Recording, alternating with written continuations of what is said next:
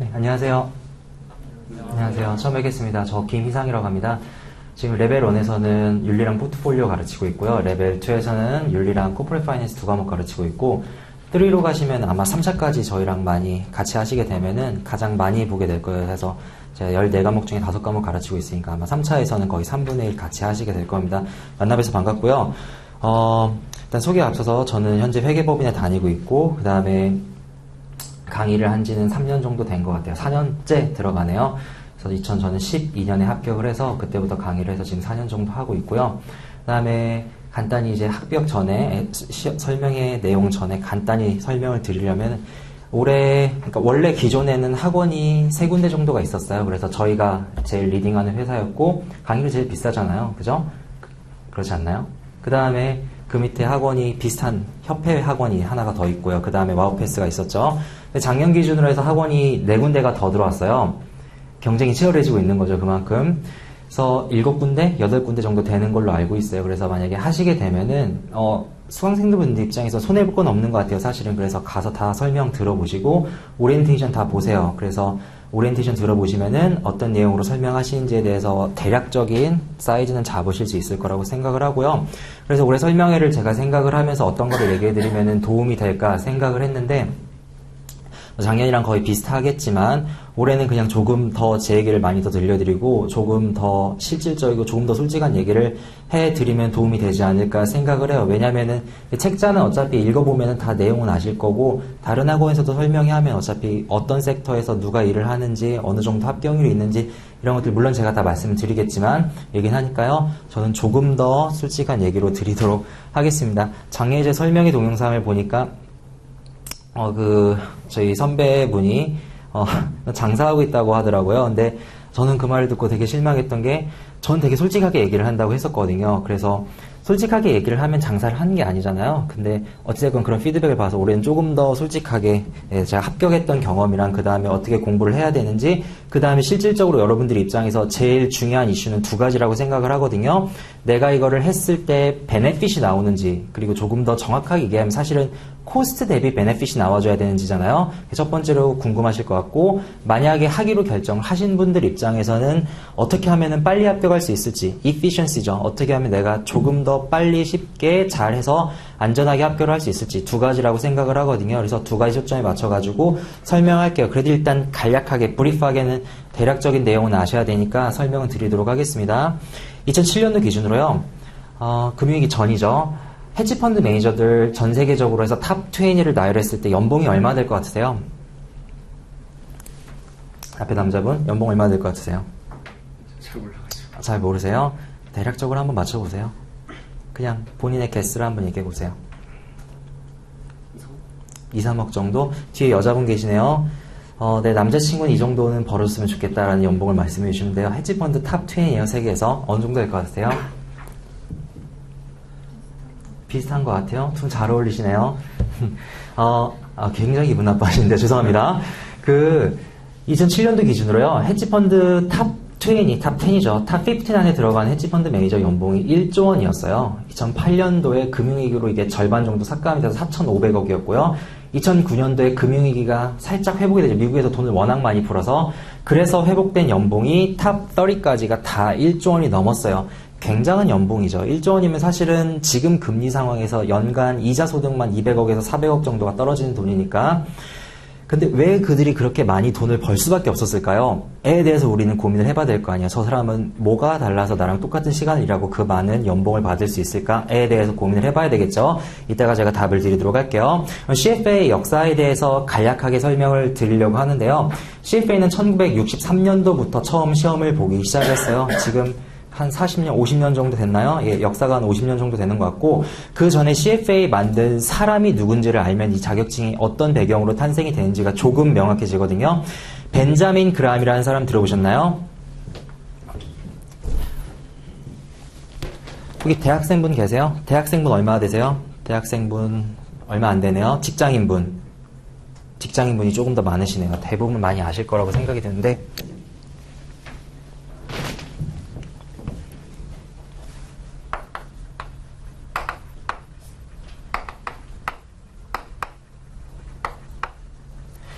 월가의 교장 선생님이라고 불리시는 분인데요. 이 사람이 1963년도에 자격증 과정을 만들게 돼요. 근데 이 사람이 인생을 한번 저희가 좀 살펴보도록 할게요. 1914년도에 혹시 어떤 일이 있었는지 아시는 분 있으세요? 세계사적으로? 예, 세계 1차 대전 맞습니다. 월드워 1이죠. 세계 1차 대전이 벌어지는데 이 사람이 이때 20살이었어요. 그 다음에 1929년도 이때 무슨 일이 있었는지 혹시 아세요? 세계 대공황 맞아요. Great Depression. 세계 대공황이 벌어지죠. 이때가 이 사람이 35살이었어요. 그 다음에 1939년도 이때 무슨 일이 벌어지죠? 대공황. 예, 2차 대공황이라네요. 2차 세계대전이 벌어지죠. 이때가 45이었고요. 그 다음에 1954년도 이때 주가지수가 이때 그레이트 디프레션 때 400포인트인 다우존스 지수가 34포인트까지 열토막이 나거든요. 이 34포인트던 다우존스 지수가 이때 회복을 하게 돼요. 이 사람의 인생을 한번 생각을 해보세요. 이때가 이 사람이 60살 때거든요. 자, 20살 때 세계 1차 대전이 터졌어요. 경기가 굉장히 안 좋았겠죠. 그리고 35 이때 막 결혼하고 아기 낳고 막 기를 때잖아요. 이때가 그레이트 디프레션이었어요. 실업자가 난리겠고요. 그 다음에 45살 때 세계 2차 대전이 터졌고 60살 은퇴하니까 주가지수가 20살 때 그때 있었던 주가지수로 회복을 한 거예요. 여러분들이 이 사람의 인생으로 들어가서 한번 생각을 해보세요. 굉장히 불쌍한 인생을 사신 분이에요. 그러지 않나요? 전혀 공감이 안 되시는데. 자, 반대로 워렌 버핏의 경우를 보도록 할게요. 워렌 버핏 혹시 몇 년도에 태어난지 아시는 분 있으세요? 워렌 버핏은 딱 이때 태어나요. 1930년대 주가지수가 40포인트이던 때에 태어나요. 그리고 이 사람이 24살이 됐을 때 주가가 10배가 뛰죠. 이 사람이 누가 중학교 2학년, 3학년 때부터 투자를 해서 잘했다라고 하는데 물론 그 사람이 뛰어났던 것도 있어요. 하지만 전 세계적으로 장이 워낙 호황이었어요. 10배가 튀는 장이었어요. 그리고 이 다음부터 주가가 한 번도 빠지지 않고 지금 2014년도 15년도죠. 17,000포인트까지 지금 다우존스 지수가 확인해보니까 17,000포인트라고요. 더더라고요. 400배가 뛴 거예요. 그러니까 이 사람은 그냥 서 있기만 해도 부자가 될 수밖에 없는 상황이 있고요. 반대로 벤자민 그라함은 그런 상황이 아니었어요. 그런 상황에서 이 사람이 도대체 왜 이런 일들이 벌어질까에 대해서 1933년도에 Security Analyst라는 혹시 책 들어보셨나요? Security Analysis 1933년도 워렌 버핏이 이 책을 보고서 10번 이상, 20번이죠. 20번 이상 책을 읽지 않으면 주식 투자를 하지 말라고 얘기를 했었거든요. 그 책을 냈던 굉장히 유명하신 분입니다. 그래서 이 사람이 1963년도에 물론 1947년도에 협회를 만들었는데 1963년도에 처음으로 재무 분야에서 금융 분야에서 그리고 적어도 투자 분야에서 근무를 하는 사람들은 이런 것들 정도는 알아야 되지 않겠니? 라고 해서 처음으로 체계적인 과목을 갖추고 밸류에이션이라든가 기타 경제학이라든가 등의 과목들에 대해서 이런 것들은 너희가 알아야 되지 않겠니? 라고 수립을 해서 시험을 보기 시작한 게 1963년대예요. 그럼 반증을 해볼게요. 워렌 버핏 세계 최고의 투자자라고 누구나 알고 있어요. 근데 이 사람 CFA였거든요. 그런데 이 사람이 투자를 배웠던 벤자민 그라함 밑에서 투자를 배웠어요. 월가에서 워렌 버핏 다 아시겠지만 와튼스쿨 나오고 콜롬비아에서 석사했잖아요. 그때 처음으로 벤자민 그라함을 만나서 가치 투자, 밸류 인베스트먼트에 대해서 처음으로 배우고 그 다음에 투자 회사를 자기가 설립을 해가지고 운영을 하기 시작하거든요. 그러면 CFA의 역사를 들어가서 보게 되면은 맞아요. 어떤 분들 이렇게 말할 수도 있어요. 자격증이 있다고 투자 잘하는 거 아니지 않냐고. 맞아요. 정확해요. 투자 잘하시는 분들은요. 그냥 그쪽으로 커리어 쌓으시면 돼요. 굳이 이거 공부할 필요가 없다는 얘기예요. 근데 그 뿌리 근저로 들어가게 되면은 그 투자를 잘하는 최고로 잘한다는 오바마라네요. 죄송합니다. 워렌 버핏조차도 그 사람이 누구한테 투자를 배웠다고요? 네, CFA를 만드신 분한테 배운 거예요. 그리고 그게 지금까지 이어져 온 거면요. 이 자격증의 뿌리는 투자를 잘하는 그리고 적어도 금융 분야, 재무 분야에 근무를 하는 사람들이 이런 것들 알아줬으면 좋겠다라고 프랙티컬하게 개발을 한 과정이라고요. 그렇기 때문에 지금까지 시험을 계속해서 이어져 보고 있는 게 되겠죠. 그럼 이게 우리 입장에서 와서 보도록 합시다. 제 입장에서 제가 이거를 처음에 왜 시작했냐면요. 제 소개를 좀 간단히 할게요. 제 과거 얘기를 좀 간단히 할게요. 저는 충남대학교를 나왔어요. 충남대학교 경영학과를 나왔고요. 저희 학교를 아시겠지만 좋은 학교는 아니에요. 그러니까 탑 티어에 랭크된 학교는 아닌 것 같아요. 중위권 학교죠. 그리고 지방에서 국립대학교로 있는 학교고요. 제가 공부를 정말 안 했어요. 그래서 어느 정도였냐면은 제가 스타크래프트를 정말 좋아했었는데 홍진호 아시죠? 요즘에 많이 나오시더라고요. 그분이랑 제가 같은 게임방 출신이었어요. 그래서 같은 연습생이었어요. 그분이 데뷔하기 전에요. 그래서 그 대회에서 우승해서 그분이 데뷔를 하신 거고 전 데뷔를 못했는데 그 정도로 제가 놀았었어요. 어쨌든 간에 애니웨이건 중요한 건 아니고 그래서 대학교에 들어가서 제대로 좀 살아보고 싶은데 너무 힘든 거예요. 이 인생이. 그래서 어떻게 해야 될까 하다가 방법이 없으니까 군대도 가고 이라크도 갔다 오고 그 다음에 갔다 와가지고 유학을 가야 되겠는 거예요. 그래서 유학을 가보니까 이게 너무 힘든 거예요. 왜냐면은 아시겠지만 유학을 갔다 오시거나 교환학생을 가보신 분들은 알겠지만 미국에서 동양 남자분이 취급을 받는 수준이 어느 수준이냐면요. 지금 우리가 이런 얘기하면 안 되지만 지금 우리가 소수민족 취급하는 거랑 똑같아요. 베트남에서 오신 분들이나 필리핀에서 오신 그 노동자분들 취급하는 거랑 거의 비슷한 수준을 왜냐면 영어도 못하고 그다음 뭐 잘하는 것도 딱히 있는 것도 아니고 그다음에 외국 애들처럼 운동을 잘하거나 말을 잘하거나 이런 것들이 아무것도 없잖아요. 그래서 제가 미국에서 취직은 하고 싶고 그래서 선배를 찾아가서 미국에서 가장 어려운 자격증들을 좀 추천해 달라고 했었어요. 그래서 그분이 처음으로 추천해 줬던 게 액추얼이라고 들어보셨나요? 보험 계리사? 네, 보험 계리사라는 자격증이 있어요. 제가 지금 정확히 몇 단계인지 모르겠는데 7단계인가 10몇 단계로 나눠져 있어서 계속 시험을 보세요. 그분들은 계속 몇 년에 걸쳐서 시험을 보고요. 그거는 책을 딱 피는 순간 내가 이거랑 적성이 맞는지 안 맞는지를 대번에 알 수 있어요. 영어도 있지 않고요. 희한한 기호들이 굉장히 책 가득히 빼곡히 쓰여져 있어요. 그래서 그거는 아니다 싶어 접었고 그 다음으로 추천해준 자격증이 저한테 CFL을 추천을 해줬어요. 그래서 그때 시작을 해가지고 저의 경우에는 그러니까 미국에서 취직하는 게 목적이었죠. 그리고 금융사에 취직을 하고 싶었고 그 다음에 학위에 있어서의 어떤 컴플렉스를 자격증으로 저는 극복을 되게 많이 하고 싶었었어요. 그래서 그런 목적으로 시작을 했었고요. 이따가 결론 어떻게 되는지 말씀을 드릴게요. anyway, 그래서 1차는 저는 재수를 했어요. 워낙 공부에 대한 그런 감을 갖고 살아온 사람이 아니다 보니까 1차는 재수를 했고 2차는 다행히 한 번에 붙었는데 3차는 한 번 재수를 해가지고 총 4년 만에 마감을 했죠. 아까 이사님 말씀하셨겠지만 굉장히 빨리 마감한 거예요. 아까 말씀하셨겠지만 3차도 5번 보시는 분들도 있거든요. 정말로 제가 강의를 지금 4년째 하고 있잖아요. 그런 분들 볼 때마다 4년째 얼굴을 마주하고 있는 거잖아요. 너무 가슴이 아파요. 근데 내가 아니라고 생각하지 마세요. 그런 분들 여기 분명히 나오실 수 있거든요.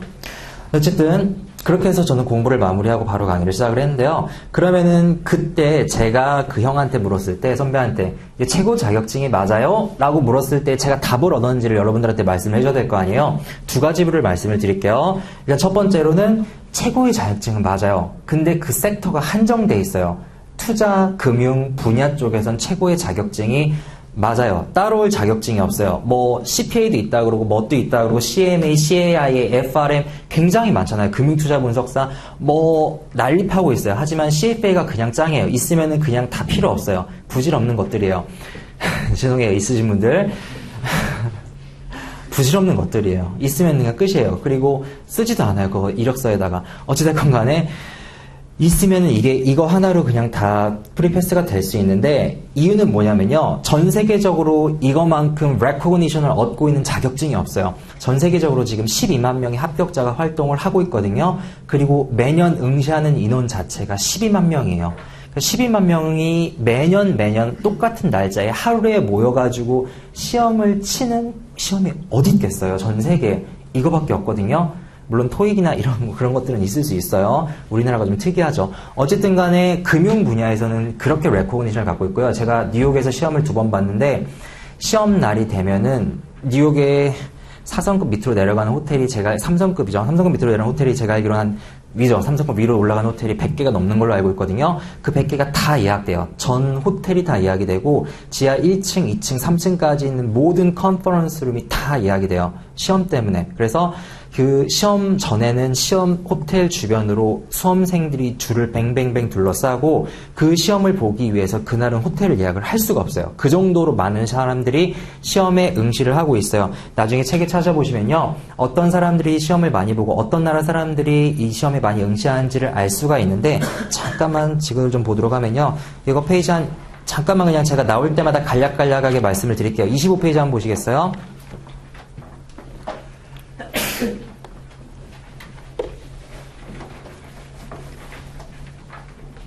25페이지 보시면요. 찾으셨어요? 네, 25페이지 보시면은 밑에 표 1-1B에 CFA 국가별 차트 홀더스 인원 현황으로 되어 있는데요.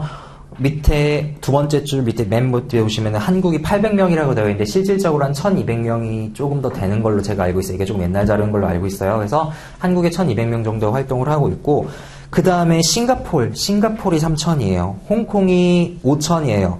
우리나라가 이거보다는 잘 살잖아요. 물론 지역별 차이가 있겠지만 적어도 이 정도는 가져야 될까요? 물론 이런 단순한 해답 말고 1000명이 넘었으니까 많은 거 아니냐라고 말할 수 있는데, 그럼 상대적인 비중을 봐야 되니까 모수가 얼마나 되냐면요. 한국에서 금융업에 종사하는 사람이 30만 명 정도가 되는 걸로 알고 있어요. 그리고 제가 통계치를 가져와서 이거는 간략하게 말씀을 드릴게요.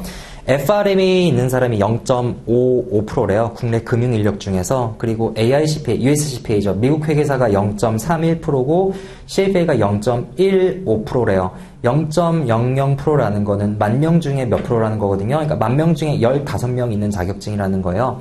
그러니까 1000명 중에 1명 걸로 1명 꼴로 있다는 자격증이니까 일단 상대적인 비중으로 봤을 때 많은 수를 차지하고 있는 거는 아닌 것 같아요. 그만큼 굉장히 희소하다는 거죠. 그리고 다른 나라랑 비교를 해봐도 일본은 굉장히 독특한 나라예요. 여러분들은, 그러니까 일본은 조금 제껴놓고 나머지 기타 나라들로만 봤을 때는 사실은 아직 금융업에 대한 사이즈라든가 나라의 국가 경쟁력에 봤을 때는 절대적으로 부족한 숫자가 있는 거는 분명한 것 같아요.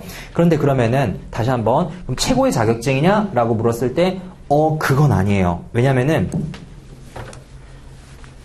되게 그 상담하러 오시는 분들이 이렇게 청운의 꿈을 품고 오세요. 거의 예전에 사시의 그런 포스를 이렇게 느끼시려고 청운의 꿈을 품고서 저한테 하시는 질문이, 이거라면은 제가 이걸 할 수 있을까요? 이거라면 이걸 할 수 있을까요? 라고 하면은 아니요, 이걸 하신다고 당신이 그걸 할 수 있는 건 아닌 것 같아요. 라고 제가 딱 잘라서 얘기를 해드려요. 왜냐면요, 그러니까 이거를 무슨 아이언맨 수트 입듯이 그런 자격증을 입는 거라고 생각을 하시는 분들이 계시는데 절대 그건 아니에요. 그러니까 이걸 한다고 본인이 원하는 포지션을 갈 수 있는 것도 아니고요. 이걸 한다고 원하는 직장에 들어갈 수 있는 거는 절대 아니에요. 그래서 커리어랑 이거랑은요, 도움은 될 수 있지만 이게 보완제는 될 수가 있거든요. 서플먼트는 될 수가 있거든요. 근데 이게 어떤 requirement로 들어가서 내가 그 다음에 커리어를 밟아야 되겠다 라고 하면은 그건 굉장히 생각을 잘못하신 거라고 제가 말씀을 분명히 드려야 될 것 같아요. 왜냐면은 다른 학원들이 너무 많이 있다 보니까 이거라면 마치 이것만 있으면 취업도 잘하고, 마치 이것만 있으면은 커리어가 뻗어나갈 것 같고, 마치 이것만 있으면 내가 원하는 포지션에서 원하는 섹터 일을 할 수 있을 것처럼 얘기를 하시는 분들이 굉장히 많은데 절대 그렇지 않아요. 거의 대부분 이 자격증을 한 이후에 본인이 기존에 하고 있던 커리어를 밟아가세요. 하지만 기회는 주어질 수 있어요. 정확히 표현하면 기회가 주어질 수 있다고 표현을 하는 게 맞는 것 같아요. 제 얘기로 다시 한번 돌아가 볼게요. 그렇게 자격증이 망가지고 주변에서 안타까운 얘기들이 들린다고 하는데, 제가 아까 말씀드렸죠. 그리고 저 처음에 토익 시험 봤을 때 물론 여기 저보다 다 잘하실 거라고 생각을 해요. 전 토익 처음에 진짜 열심히 했어요. 근데 처음에 봤을 때 제가 560점 맞았거든요. 웃으시는 분도 있네요. 네, 그 점수를 가지고 제가 지금 취직을 했어요. 그러니까 잘한 거죠. 근데 어쨌든 간에 그렇게 하고서 제가 취업을 하기까지 원서를 170개를 냈어요. 정확히 얘기하면요. 그때 제가 스펙이 어떻게 됐었냐면은, 미국 대학교에서 저 주립대 나왔거든요, 뉴욕에서. 그래서 학점이 4.0 만점에 3.96이었어요. 4.5 만점에 4.41인가 그래요. 그 다음에, 그러니까 A-가 하나도 없어요. 다 A예요. 그리고 A-가 하나 있네요. 그 다음에 CFA가 2차까지 있었고요. 그 다음에 USCPA가 있었어요. 그리고 이라크도 갔다 왔었고요. 그 다음에 인턴 경력이 제가 회계법인 전략 컨설팅 탑티어는 아니었어요. 그러니까 우리 흔히 얘기해서 MBB라고 하죠. 맥킨지, 베인, BCG 그 바로 밑에 있는 회사였어요. 그 다음에 리서치에서 인턴 경력도 있었어요. 그리고 제가 취업까지 냈던 원서가 170개였어요. 정말 힘들었겠죠. 그 유리벽이 어마어마해요, 우리나라는. 근데 anyway, 그러면서 국내사는 그랬는데 반대로 외사인 경우에는요, 어떠냐면 저 골드만삭스 빼고서 인터뷰 다 봤었거든요. 그러니까 모건 스탠리에서도 인터뷰 봤었고요. JP모건에서 인터뷰 봤었고요. 백오피스 말고 리서치에서 봤었거든요. 아이비도 봤었고, 그 다음에 노무라에서 봤었고, 그러니까 탑 티어 안에서요. 골드만삭스 빼고, 골드만삭스는 진짜 워낙 힘들더라고요. 골드만삭스 빼고는 인터뷰 다 봤었고, 국내 증권사 리서치로 따졌을 때 베스트 애널리스트가 5년 이상 하신 베스트 애널리스트 두 분한테 다 오퍼를 받았었어요. 그러니까 제가 말씀드린 건 뭐냐면요. 이건 정말 케바케예요. 그러니까 이거를 땄다고 본인의 커리어가 쭉 뻗어나간다? 그건 아니에요. 그러니까 이건 수트가 아닌데 분명히 기회는 주어질 수 있어요. 그래서 그 기회조차도 간절하신 분들이 있어요. 저한테는 그 기회조차도 너무나 간절했어요. 저는 그 기회를 잡고 싶었고 다행히 저는 잡았던 것 같아요. 그러니까 커리어적으로 저는 만족을 하고 있고요. 그 다음에 그 이후에 제가 강의한 것도 만족을 하고 있고요. 그 다음에 강의 자격증을 딴 다음에 제가 지금 현재는 카이스트에서 그 대전에 가면은 옛날에 안철수 원장님이 거기에 계셨었죠. 기술경영대학원이 있어요. 거기에서 제가 1년에 한 번씩 가가지고 재무제표 분석 실무 강의도 하고 있고요. 대학원에서 이력서 낼 때도 큰 가정 없었어요. 그냥 CFA고 USCPA니까 그냥 회계부문 근무하고 그냥 하라고, 크레덴셜 따로 필요 없다고, 그래서 그냥 했었거든요. 그러니까 아직도 파워풀해요. 뭐 옛날에 어떤 분들이 옛날 얘기 하시더라고요. 옛날엔 CFA만 있으면 지방에서 정교수는 아니더라도 부교수 정도로 강의를 시작할 수가 있었어요. 그때 얘기를 하시는데 그 정도는 아니에요. 하지만 충분히 기회 정도는 여러분들이 분명히 잡으실 수 있어요. 그리고 그 기회를 잡는 거는 본인의 케이스 바이 케이스고 본인의 능력인 것 같아요. 그럼 어떻게 생각을 하셔야 되냐면요. 내가 이거를 따서 저쪽으로 가야지 라고 생각을 하는 게 아니라 난 저쪽을 가야 돼. 난 그리고 언제든지 저쪽에서 일을 할 거야. 난 저게 내가 원하는 일이야. 난 저 일을 반드시 할 거야. 그런데 CFA가 있으면 나한테 날개를 달아줄 거야 라고 생각을 해야지 CFA를 달고 날아볼까? 그러면 안 된다는 얘기예요. 이 차이는 분명히 아시겠죠? 그러니까 내가 이걸 따고 저걸 해야지가 아니라 저걸 해야 되는데 나는 저 정도를 할 사람이니까 이 정도는 해줘야 돼 라고 자격증을 시작해야지 그게 맞는 어프로치고 그래야지 본인이 4년, 이거 3년 안에 끝내시는 분 정말 희귀하거든요. 특히 한국에서는 제가 3차까지 가면은 왜 그런지 너무나 뼈저리게 아실 거예요. 제가 3차 강의를 제일 많이 하니까 3차생들 컨설팅이 아니라 카운슬을 제일 많이 해주거든요. 그럼 그분들 굉장히 힘들어하세요. 3차 분들은 정말 힘들어하세요. 왜냐면은 공부한 기간이 벌써 다 2년, 3년이 넘어가잖아요. 그러다 보니까 이 1차 시작할 때 느끼지 못했던 여러 가지 그런 문제들이 많이 발생해요. 실제로 뭐 결혼 문제도 여자분들은 결혼 문제도 있을 거고 남자분들은 육아 문제도 있을 거고 이런 문제들이 다 분명 발생하거든요. 그러니까 처음에 생각하지 못했던 문제들 그렇게 힘들어할 때 본인이 내가 저기 갈 건데 이 정도는 필요해 라고 생각을 해야지 이것 따서 내가 저거 해볼까? 라고 하면은 3차 정도 되면 알아요. 이걸 딴다고 내가 저걸 못하는 걸 알아요. 그럼 얼마나 그때 비참해요. 이걸 따도 저걸 못한다면 알면요. 그때 이 자격증을 해야 되는 의미가 없어지는 거예요. 그때 상황을 생각을 해보세요. 그럼 비참해지지 않을까요? 그래서 먼저 이걸 하기 전에요. 제가 항상 학생들이 오면 1차 학생들이 오면 제가 먼저 물어봐요. 뭐 하고 싶으세요? 물어보고요. 왜 그걸 하고 싶은지 물어보고요. 그 다음에 본인이 그거를 할 만큼 의지가 있는지 3가지를 꼭 물어봐요. 그러니까 본인이 그거를 꼭 수립해가지고 자격증을 시작하세요. 무턱대고 하지 마시고요. 굉장히 중요합니다. 아시겠죠? 그러니까 물론 이 정도는 할 수 있어. 그런 거 없이도 그냥 나는 워낙 똑똑하니까 할 수 있어. 라고 하면 상관없어요. 그냥 하시면 돼요. 똑똑하신 분들이니까. 그러지 않고 본인이 계속 어떤 자기가 계속 임파워먼트를 받아야 되고 계속해서 나를 인크리지 해줘야 되고 그런 상황에서라고 한다면은 본인이 가야 되는 목표가 있어야 되고 이걸 스텝스톤으로 밟아야 되는 거를 제가 분명히 말씀드립니다. 그거를 생각해 주셨으면 좋겠고요. 그 다음 반대로 또 하나 요즘에 개런티 되는 거를 찾아보라고 하면은 저한테 얘기 좀 해주세요. 요즘 개런티 되는 게 어디 있는지. 개런티 되는 걸 얘기를 해주시면 저한테 너무 행복한 시간이 될 것 같아요. 좀 얘기 좀 해주실래요?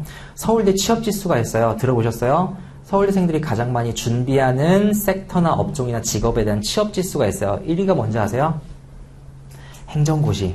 그거는 보장이 돼요. 그러니까 보장되는 걸 원하시면요. 지금이라도 늦지 않았어요. 행시를 하시면 돼요. 하지만 그 밑에 사시부터 해서 사시 없잖아요. 전체 존폐 여부가 뭐 결정된다고 하는데 그 밑에 아무것도 보장되는 게 없고 그런 경우에는 이제는 진짜 개인적인 능력을 발휘해야 되는 시대입니다. 그래서 본인이 어떤 일로 나아갈지에 대해서 분명히 개념을 갖고 이셔야 되는 것 같아요. 그 다음으로 넘어가도록 할게요. 그럼 이제 CFA라는 자격증에 대해서 이게 어떤 자격증인지에 대해서 조금만 더 말씀을 드려보도록 할게요. 배경 설명은 이렇고요. 과목 구성이 그러면 어떻게 되는지를 좀 보도록 할게요. 그리고 어떤 사람이 하는지 30페이지, 31페이지 잠깐 보시겠어요? 책.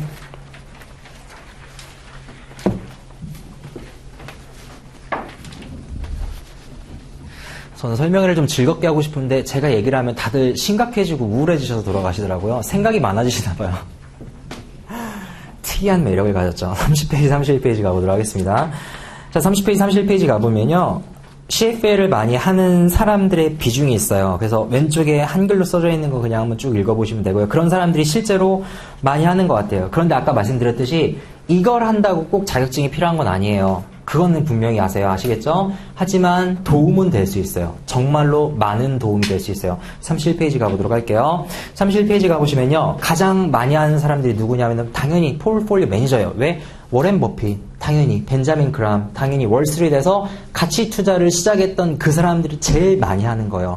아침 주식 방송 생각하시면 안 돼요. 그 와가지고 3번 오르면 4번 내려갈 거고, 그거 아시잖아요. 뭐 15일 이동평균선이 어떻고 17일 이동평균선이 어떻고, 뭐 손절을 하시고 우린 손절이 없어요. 왜 손절을 해요? 싸면 사야지. 그게 가치 투자잖아요. 그러니까 개념이 전혀 달라서 아침 주식 방송을 생각하고 오셨으면 그것도 개념이 전혀 반대입니다. 그 사람들을 테크니컬 애널리시스를 한다고 하죠. 기술적 분석한다고 그러죠. 통계적인 통계 어떤 기술적인 분석 요인으로 해서 3번 오르면 한 번이 떨어지고 15일 이동평균선이 뚫고 나가면 올라가고, 우린 그런 거 없어요. 우린 그러잖아요. 우린 펀더멘털을 봐요. 펀더멘털이라는 건 이 회사의 기업의 기초 체력을 본다는 거예요. 기초 체력이라는 건 이 회사가 진짜 이득을 내고 있는지, 이득은 성장하고 있는지, 재무제표의 어떤 재무 안전성은 굉장히 안전한지, 이런 것들을 보고 있거든요. 그러다 보니까 포트폴리오 매니저, 바이 사이드가 굉장히 많고요. 설명이 좀 빠른가요? 괜찮으세요? 네, 괜찮죠? 그 다음에 밑에 보면은 15%의 리서치 애널리스트, 셀 사이드 애널리스트들이 그 다음으로 많아요. 실제로 그래요. 그 다음에 특이한 게 뭐냐면 그 위에 두 번째 줄 보면은 C레벨이 조금 많아요. CFO, 저도 얼마 전에 벤처캐피탈이 아니죠. 1,000억 원 정도 되는 VC가 아니죠. 벤처에서 C레벨 오퍼를 한번 받았었어요.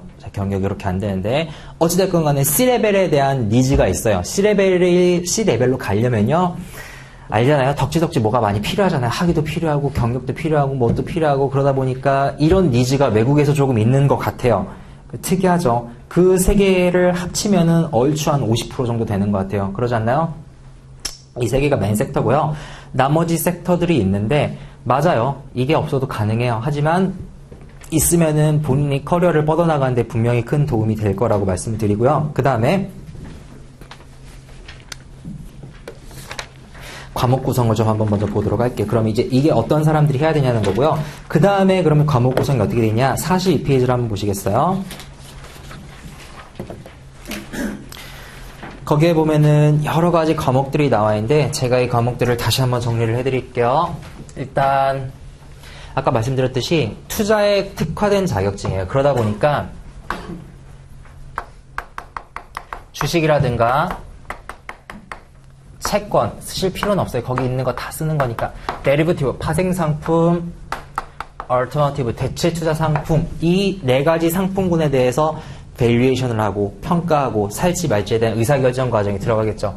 그 다음에 이거를 분석하려면은 이 상품들 말고 주변 여건들도 봐야 될 거 아니에요. 그래서 회사의 재무제표를 보는 Financial Reporting Analysis, 회계 과목이라든지, 그 다음에 경제학 분석해야 될 거 아니에요. 그래서 외부 거시변수, 미시변수 분석해야 될 거고요.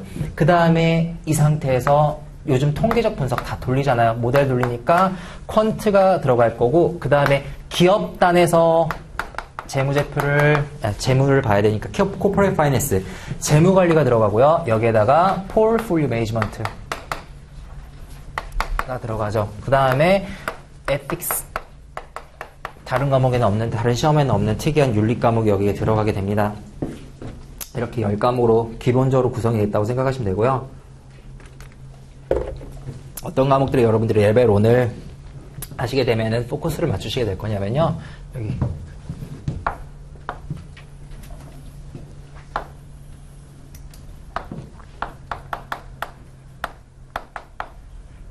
툴 과목이 아마도 조금 더 포커싱을 맞추시게 될 거예요. 회계라는 거는 어쨌든 기업을 알아야지 이 기업을 살지 말지를 분석하고 M&A를 할지 말지를 분석하고 가장 기초가 되는 과목 아니겠어요? 회계 과목이 들어갈 거고, 그 다음에 경제학 당연히 기본적인 거고요. 그 다음에 퀀트 말 안 해도 알겠죠? 그 다음에 레벨 2로 넘어가게 되면요, 이쪽으로 그 다음에 포커스가 옮겨가는 거예요. 각 개별적인 상품들을요, 레벨 2에서는 밸류에이션 하게 돼요. 하나하나를 같이 평가하고, 그 다음에 어떤 결정을 하죠? 이 상품을 살지 말지, 팔아야 될지 사야 될지, M&A를 해야 될지 말아야 될지, 이 회사의 적정 가격은 얼마일지를 평가하게 될 거잖아요. 아까 다시 맨 처음에 인트로로 들어가서 왜 그 엣지펀드 매니저들이 그렇게 많은 돈을 벌 수밖에 없었을까요? 라고 하면 제가 내린 결론은 그 사람들은 디시전 메이킹을 하는 사람들이기 때문이에요. 그렇지 않을까요? 그러니까 남이 시켜준 일을 하는 거는요, 누구나 할 수 있어요. 그렇기 때문에 그렇게 많은 페이를 주잖아요. 하지만 이 사람들은 디시전 메이킹을 할 수가 있는 사람들이니까 the only one이에요. 이 사람밖에 못하는 거예요. 그 의사결정이라는 건. 그렇기 때문에 그렇게 많은 연봉을 벌어가고, 그랬을 때 CFA 커리큘럼 자체는 내가 분석한 툴을 가지고 어떻게 이 상품을 밸류에이션해서 그 다음에 레벨 3로 넘어가게 되면요, 여기에다가 이 과목 말고도 execution이라는 테마로 넘어가게 됩니다. execution이라는 건 실제로 내가 주식을 트레이딩하고, 내가 트레이딩을 잘했는지를 퍼포먼스 이베일리에이션하고, 주식 구성을 한 거를 리밸런싱하고 다시 고치는 과정이죠. 이런 과정으로 넘어가게 돼요. 그래서 어떤 과목 구성으로 되어 있는지를 잠깐 보시면요, 의사결정에 정말 최적화가 돼 있어서 내가 기업 입장에서 의사결정을 할 때, 매니저 입장에서 의사결정할 때, 그리고 애널리스트 입장에서, VC 입장에서, 뭐 여러 가지 어떤 재무와 관련된 금융 쪽에서 의사결정을 할 때 내가 의사결정 과정의 플로우대로 과목이 구성되어 있다라고 생각을 하시면 될 것 같아요. 그래서 실제로 시험 문제도요, 비중이 이렇게 그 다음 레벨 2로 가게 되면 이렇게 레벨 3로 가게 되면 이렇게 구성이 된다라고 보셔도 사실은 전혀 무방하세요. 그래서 과목 구성은요, 42페이지, 43페이지에 있는 거를 제가 그렇게 정리를 해드린 것 같아요. 그 다음에 과목 구성을 봤으니까요. 그 다음에 그럼 이제 내가 이 자격증을요, 한다 만다 결정을 했다라고 한다면은 그때의 의사결정, 즉 내가 이거를 했을 때 어떤 베네핏이 있고 할지 말지에 대한 의사결정 과정을 좀 한번 해보도록 할게요. 그럼 내가 해야 될 때 말아야 될 때를 결정할 저는 분명히 코스트 베네핏 컨시더레이션을 해야 된다라고 생각을 하거든요. 그래서 비용효율 분석을 반드시 여러분들이 개인 딴에서는 하셔야 돼요. 코스트 베네핏 컨시더레이션 하셔야 되는데, 그냥 제가 생각나는 거 있으면요, 저한테 더 말씀해 주셔야 돼요. 그러면은 제가 여기에 대해서 어떻게 뷰를 가져가셔야 되는지를 생각을 해드리도록 할게요. 일단 제가 봤을 때 가장 큰 비용은요,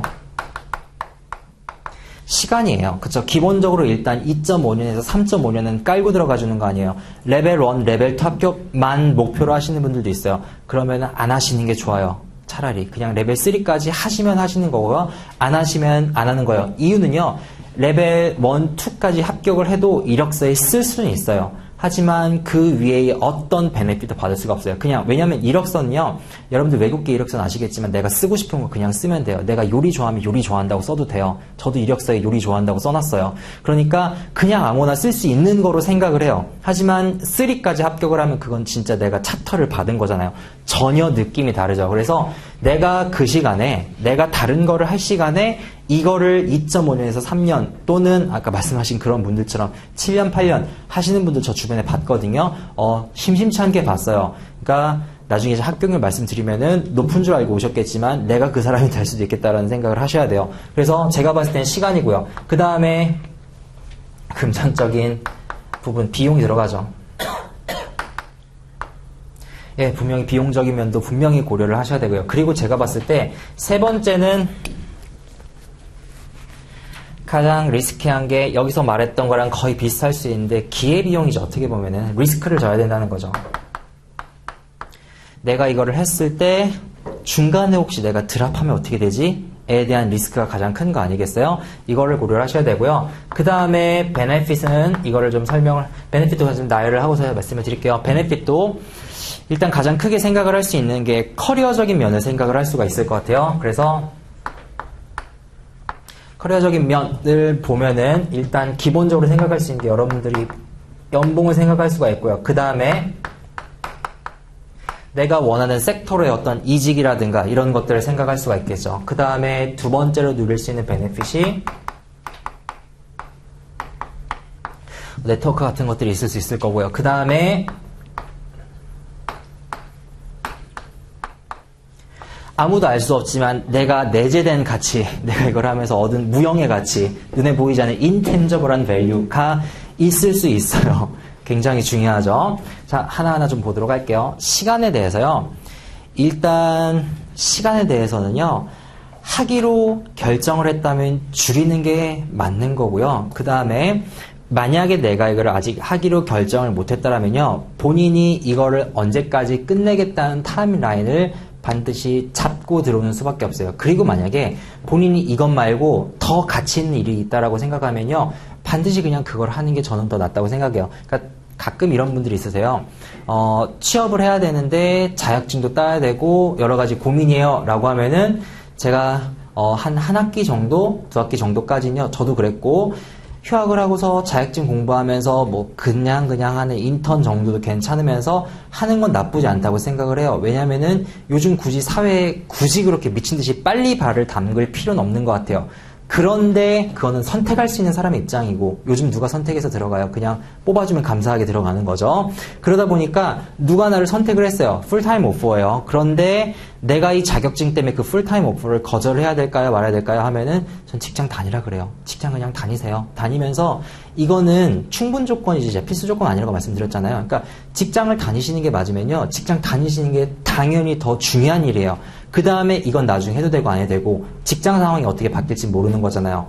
그런데 만약에 본인이 조금 미뤄뒀다가 할 수 있다라고 생각을 한다면은 그땐 본인이 조율할 수가 있겠죠. 하지만 시간적인 가치는요. 본인이 반드시 굉장히 중요한 비중을 놓고서 선택을 하고서 고려를 하셔야 돼요. 그 다음 비용적인 면을 좀 보도록 할게요. 시험 비싸요. 아까 말씀하셨듯이 150만원, 60만원 재수하면요. 그거 또 들어가요. 그러니까 정말 비싸요. 학원비도 비싸잖아요. 비용적인 거를 좀 생각을 해볼게요. 이걸 비교할 때 MBA랑 비교를 하시는 분들이 좀 있어가지고 제가 MBA랑 비교를 해드릴게요. 일단 그 베네핏이랑 좀 같이 묶어서 설명을 드리면 좋으니까요. 어디를 가보시냐면요. 페이지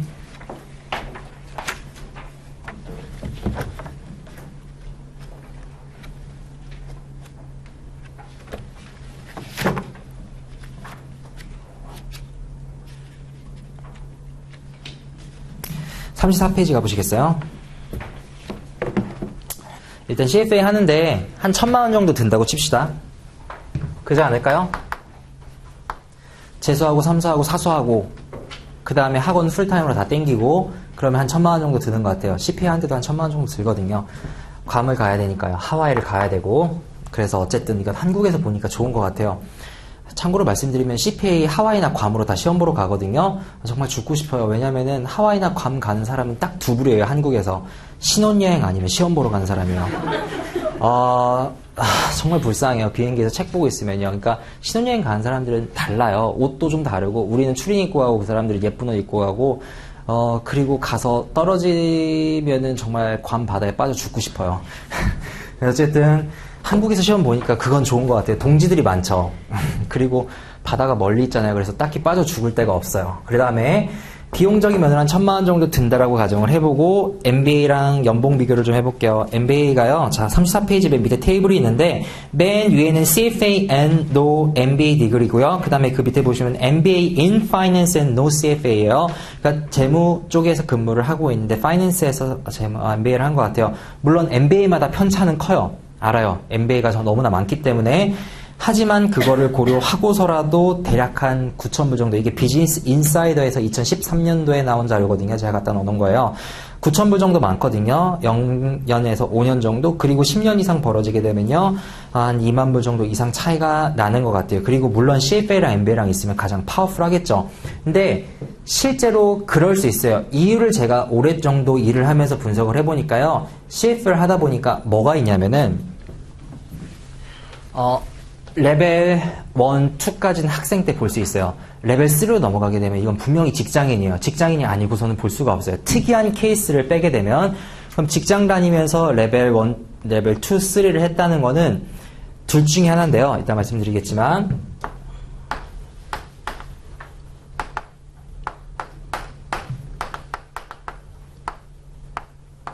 똑똑하던가 성실하던가 둘 중에 하나예요. 직장 다니죠. 그리고 나이도 어느 정도 됐으니까요. 아마 외부 활동도 많을 거예요. 불가피한 결혼식이라든가 회사 생활에서의 어떤 그런 액티비티가 분명히 있을 거고요. 그럼에도 불구하고 이 사람이 이거를 2년에서 3년 정도 정말 꾸준히 공부했다라는 건 둘 중에 하나 아니겠어요? 정말 성실하던가 아니면 정말 똑똑하던가 이거를 보여줄 수 있는 가장 좋은 툴이죠. 그랬을 때 지금 제가 이 표를 보면서 느끼는 건요. 이런 사람들이 결국에 합격을 하고 그런 사람들이니까 원래 그러니까 뭘 말씀드리고 싶었냐면 결론적으로 원래부터 성공한 애들이었던 거예요. 합격한 사람들이. 그러니까 원래부터 그냥 이런 애들이었어요. 그래서 합격을 하니까 그냥 더 잘 나간 것 뿐이에요. MBA도 마찬가지죠. MBA도 마찬가지인데 MBA는 뭐 조금 편차가 있는 것 같긴 해요. 어쨌든 제가 의사결정을 할 때 이거를 보고 어떤 생각을 했었냐면은 내가 생각을 했을 때 MBA는 제가 당시에 코스트를 계산을 해보니까 2억이었어요. 콜롬비아나 스턴이나 이런 데로 들어가게 되면 3억이었어요. 어느 정도의 비용이냐면요. 한 달에 1,000만 원을 써야 돼요. 하루에 30만 원인가요? 하루에 30만 원을 써야 돼요. 하루에 30만 원인가요? 30만 원이죠? 하루에 30만 원을 써야 돼요. 한 달에 1,000만 원이에요. 한 달에 1,000만 원. 한 달에 1,000만 원 여기 버시는 분 있으세요? 근데 나는 그 돈을 써야 돼요. 근데 이거는 1,000만 원이면 되잖아요. 그래서 제가 그때 생각을 했어요. 비용 효율적으로 봤을 때 제가 그때 MBA를 할 돈 없으니까 그러면은 내가 이걸 하면 조금 더 되지 않을까? 라고 그때 저는 의사 판단을 했던 것 같아요. 본인의 의사 판단은 어떤지 모르겠어요. 어쨌든 간에 제 입장에서는요, MBA를 안 가니까 이거를 해야 된다는 어떤 필요성이 있었고, 난 MBA 안 갈 거니까 이거는 반드시 해야 돼. 라는 필요성을 느꼈던 것 같아요. 그러니까 본인 입장에서도 어떤 게 될지는 모르겠어요. 하지만 이 코스트를요, 본인이 감당할 수 있고, 그 다음에 이것만큼 뽑아낼 수 있다는 어떤 의사결정의 과정을 반드시 하고 들어야 된다는 거예요. 그 두 가지. 첫 번째, 시간에 대한 계산. 제가 이건요, 나중에 여러분들이 시작을 하시면 설명드릴게요. 시간적인 거를 왜 분명히 고려를 하셔야 되냐면요. 리스크랑 같이 묶어서 설명해 드릴게요. 실제로 중간에 드랍하시는 분들이 굉장히 많으세요. 농담한 게 아니라 합격률을 좀 보도록 할게요. 합격률을 어디 보면 나오냐면요. 페이지 49페이지 가보세요. 제가 이거를 원래는 얘기를 잘 안 해드렸는데 최근에 상담받으러 오시는 분들한테 이 얘기를 반드시 해드려요. 끝까지 할 게 아니면 하지 마시라고. 그냥 평범하고 행복하게 사는 것도 한 방법이에요. 그래서 그냥 평범하게 사시라고 말씀을 드려요. 근데 하면 정말 너무나 피곤해지는 것들이 많아요. 이유는요. 레벨 1 같은 경우에는 12월 시험이 있어요. 그런데 레벨 2부터는 6월 시험이죠. 생각을 해보세요. 6월 시험이 아니거든요. 실질적으로 6월 첫째 주 토요일 날 봐요. 그러니까 5월 말 시험이랑 거의 똑같아요. 그 마지막 가면 정신 있겠어요. 1년에 한 번 보는 건데 네, 생각을 해보세요. 5월 말의 시험을 보면은 5월달, 4월달, 3월달, 2월달은 솔직히 공부해야 되잖아요. 그런데 연말 지나서 1월달 신년에 2월달에 설이 껴있어요. 구정 있죠. 그 다음에 3월달부터 아시겠지만 벚꽃이 미친듯이 펴요. 굉장히 큰 변수예요. 지금 웃으시지만 여성분들 그때 가면은 어떤 일도 벌어지는지 알죠? 호르몬이 약간 변하잖아요. 그때 당시로 가면. 그리고 남자분들은 호르몬은 변하지 않지만 내 옆에 있는 사람이 변하기 때문에 나도 변해줘야 돼요. 그때는. 3월달, 4월달, 5월달로 가면요. 내가 안 변하더라도 누군가 변해서 결혼을 하기 때문에 내가 거기에 참석을 해야 돼요. 주말마다. 실질적으로 나중에 제가 시간 계산하는 거를 시간이 없으니까 못 드릴 것 같은데 오늘은 나중에 과정 들어간 말씀을 드릴게요. 주말에는 풀리 공부를 해야 되거든요. 근데 그게 최소한도로 2년은 이어져야 돼요. 최소한도로 2년. 그런 사람 많이 없다고요. 다 똑똑하신 분들이잖아요, 여기. 그런데 그런 중에서 합격률 계산해 볼게요. 자, 레벨 1 합격률 보면은요. 코리아 기준이에요. 중간 테이블 보면 돼요. 48페이지. 코리아 2014년도 29에서 30%, 레벨 2 29에서 31%, 레벨 3 28에서 29%. 그러면 이렇게 생각을 해요. 아, 여기서 죄송해요. 여긴 떨어지고 여긴 합격하겠네. 단순하게 생각하거든요. 근데 이거를 3개를 곱해야지 최종 합격률이 나올 거 아니에요. 3개 곱하면 2% 나오거든요. 그럼 싹 바뀌죠. 여기 다 날아가고요. 여기 2분이랑 2분만 합격한다는 얘기예요. 그러지 않나요? 아니면 50명이라 치면 여기 2분만 합격한다는 얘기예요. 나머지 다 날아간다는 얘기예요. 아, 똑똑하신 분들이잖아요, 다. 레벨 3 보세요. 레벨 3까지 올라갈 정도면 똑똑하신 분들이죠. 28에서 29%예요. 그러니까 쉽지 않아요. 그러니까 그만큼 합격을 했을 때 이거를 입증할 수가 있다는 거예요. 내가 똑똑하고 내가 성실해. 그럼 그것만큼 더 좋은 지표가 어디 있겠어요? 너무나 좋은 지표잖아요. 취업에 있어서, 이직에 있어서. 얘가 그만큼 직장생활도 하고 그 다음에 이 에너지를 만약에 직장생활에 쏟았다고 생각을 해보세요. 이것만큼 좋은 지표가 어디 있어요. 그래서 이 가치를 인정받는 거예요. 그러니까 이거를 해서 얘가 그런 건 나중에 입사하면 배우면 돼요. 솔직히 알잖아요. 여러분 직장 다니셨으니까. 그게 아니라 이걸 할 정도면 자기 관리가 얼마나 철저한지 그 프로페셔널리즘을 보는 거죠. 그러지 않을까요? 그래서 시간적인 면으로 봤을 때요, 본인이 그 변수를 반드시 생각을 하셔야 돼요. 5월달 되면요, 분명히 여러분들 결혼식 때문에, 그 다음 뭐 때문에, 뭐 벚꽃놀이 때문에, 그리고 봄 되면 바람 쐬러 가야 된다, 그리고 지금 여기 종로잖아요. 청계천 가야 된다. 지금 작년에는 뭐 학원이 여의도 있었으니까, 여의도 벚꽃축제. 정말 미친 듯이 그 외부적인 압력이 들어오는데, 그거를 꾹 참고 토요일, 일요일을 다 빼가면서, 가족이 있으신 분들은 가족을 내팽개치고 나와서 독서실에서 하루 종일 공부를 해야 돼요. 그 리스크를 공부를 안 하시고 공부를 하니까 3차까지 가서 퍼지는 거예요. 그러니까 내가 그걸 생각을 하고 들어야 된다는 얘기예요. 내가 어느 정도까지 희생을 해야 되는지. 그래서 그 다음 커리어가 서 있어야 돼요. 그래야지 그 의지를 갖고서 내가 이거를 최대한 빨리 끝내서 이거를 이 힘든 생활을 빨리 끝내서 마무리하고 다음 단계를 가야지라는 생각이 있어야지 이걸 버틸 수가 있는 거라고요. 그러니까 자기가 이거를 할 때 어느 정도, 그러니까 다른 데 말씀드린 다른 선배, 다른 카운슬링, 학원의 말 듣지 마시고요. 본인이 어느 정도까지 희생을 해야 되는지에 대해서 하면 좋다는 말만 듣지 마시고, 내가 이 정도까지 희생을 해야 되는구나라는 생각을 분명히 하고 들어오세요. 왜냐하면 나중에요, 본인의 삶만 힘든 게 아니라 가족의 삶도 힘들어요. 가족의 삶도 힘들고, 저는 결혼 안 했지만 너무나 싱글이니까 너무 편해요. 그런데 아기가 있으신 분들은 정말 힘들어요. 그러지 않을까요? 아기가 있으신 분들은 3, 4, 5월 달에 아기랑, 5월 달이잖아요. 가정의 달. 아기랑 못 놀아주고 나와서 혼자서 공부를 해야 된다는 그 사실 자체가, 그것도 3년이잖아요. 애 어릴 때 3년이에요. 얼마나 심적인 마음이 힘들겠어요. 그러니까 그거 내가 이겨내고서 할 만한 가치가 있을 때, 또는요, 와이프랑 쇼부 볼 수 있겠죠. 내가 3년은 미친 듯이 할게. 대신에 앞으로 27년은 내가 이 아이를 키울 테니까 네가 3년만 이 아이를 부양했으면 좋겠다. 그렇게 딜을 치던지, 어쨌든 그거를 사전에 정하고 들어오셨으면 좋겠어요. 그래야지 여러분들이 행복해요. 아시겠죠?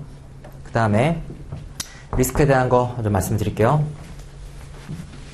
중간에 떨어지면 아무것도 없어요. 정말 드릴 말씀이에요. 그러니까 3차까지 하셔야 돼요. 리스크는 그거 말고는 드릴 말씀이 없네요. 이왕하시면요, 끝까지 하시는 거예요. 안 하실 거면요, 하지 마세요. 정말이에요.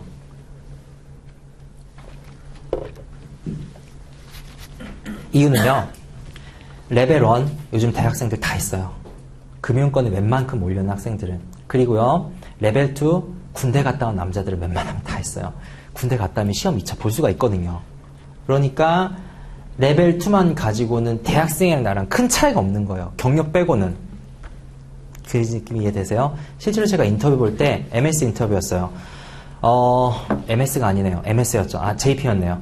JPM 인터뷰를 볼 때, 그 애널리스트 분이 저한테 이거 가지고 굉장히 많이 뭐라고 했었어요. 왜 3차도 아닌데 이런 걸 여기다가 써놓냐고, 2차라고 나 헷갈리게 써놓는 거냐고. 물론 그분이 어그레시브 하신 분이긴 했는데, 어쨌든 실제로 그렇게 많이 얘기도 하세요. 그리고 정부 부처의 자격증 관련 규정을 보면요, 3차까지 있어야지 그 모든 베네핏을 누릴 수가 있어요. 삼성도 마찬가지예요. 저희 학원이 삼성 금융 계열사 5곳에 모두 다 강의를 들어가요.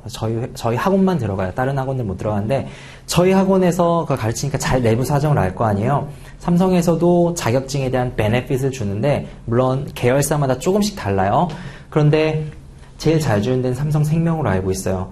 어찌됐건 간에 삼성에서는 내부적으로 자기가 이니시에이트 하거나 또는 승진하려면요, 그 자격증이 필요해요. 이 자격증이 주는 가산점이 변호사랑 똑같은 걸로 제가 들어서 알고 있거든요.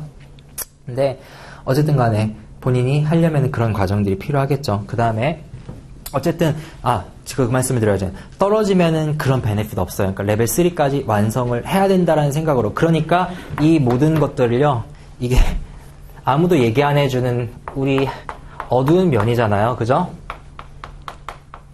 생각하고 들어오셔야 된다고요. 그 다음에 베네핏적인 점 말씀을 드릴게요. 제가 이거를 너무나 좋게 말씀을 드리면 좋을 것 같은데, 솔직하게 말씀을 드릴게요. 자, 일단 커리어나 연봉적인 거, 연봉 여기 말씀드렸는 것 같은데요. CFA 따고서 주저앉는 분들도 솔직히 굉장히 많아요. 당연한 거 아니에요? 서울대 간다고 다 잘 나가는 거 아니잖아요. 서울대 가서 주저앉는 사람도 있는 거고, 반대로 그렇지 않은 사람들이 올라가는 경우도 있는 거고, 이것도 똑같아요. CFA 따가지고요, 너무나 잘 나가시는 분들도 있어요. 하지만 그렇지 않은 분들도 존재해서 편차가 커요. 단 편차를 줄 수 있어요. 그걸 레버리지라고 그러죠. 파이낸스에서는요. 레버리지를 줄 수는 있어요. 레버리지가 뭔지 아시나요? 이게 레버리지예요.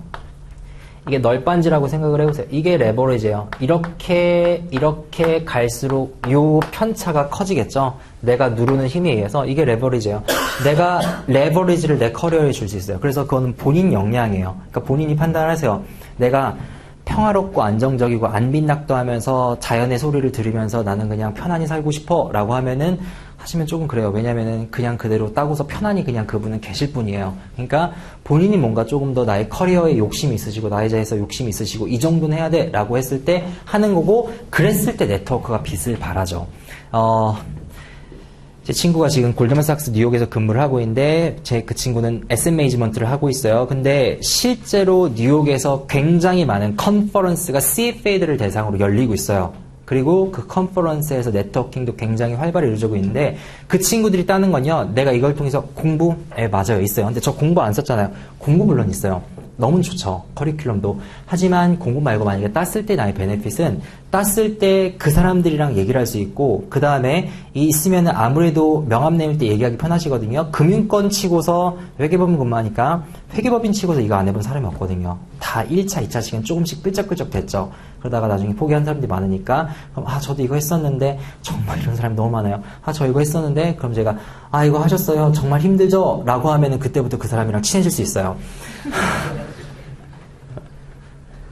정말 파워풀한 무기예요. 그러니까 그 사람이랑 나랑 아무것도 없는 상태에서 그 사람이랑 나랑의 요만한 커넥션이라도 줄 수 있다는 거 얼마나 큰일이에요. 그리고 네트워킹을 가면은 합격자들이잖아요. 그 사람들이랑 계속해서 1년 동안 계속 만나고 하는 과정에 있어서 내가 원하는 섹터에 대해서 물어볼 수 있고, 어쨌든 네트워크라는 거는 내가 갈 수 없는 저곳을 무엇이 됐든 간에 그게 차가 됐든 자동차가 됐든 구름다리가 됐든 어쨌든 연결해 줄 수 있는 어떤 지푸라기라도 있으면 그게 네트워크 아니에요.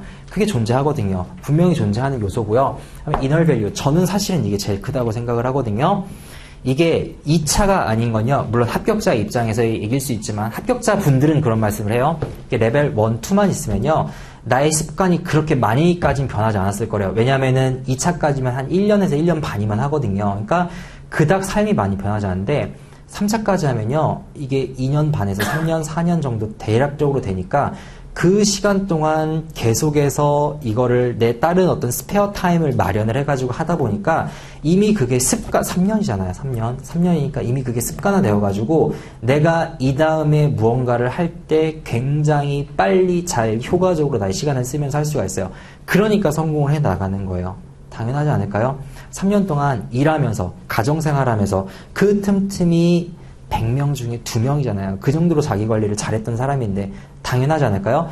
그 연습을 하는 과정 굉장한 가치거든요. 그리고 이걸 하면서 내가 계속 나의 커리어에 대해서 고민을 하고 같은 고민을 하는 사람들을 만나게 되고 네트워크죠. 그 다음에 그러면서 내가 어떤 나의 가치를 찾아가는 과정, 내가 진짜로 뭘 원하는지에 대한 거, 사실은 그게 더 크거든요. 하기 전에는 전혀 몰라요. 그러니까 해본 사람만이 알아요. 그잖아요. 여러 연애 다 해보셨으니까 아시겠지만 한 명도 안 사귀어본 사람이랑 사귀어본 사람은 전혀 문제 보는 뷰가 달라지잖아요. 결혼하신 분이랑 안 하신 분이랑 애기가 있는 거랑 없는 거랑 전혀 다르죠.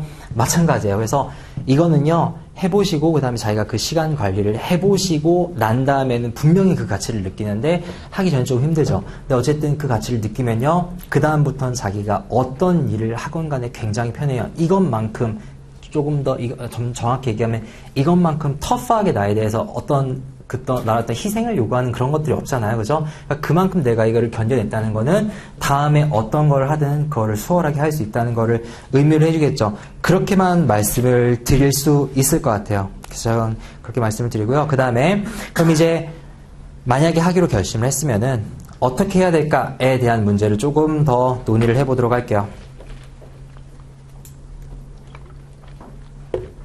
하기로 결심을 했으면요. 제가 처음에 말씀드렸듯이 저는 efficiency를 굉장히 중요하게 생각하거든요.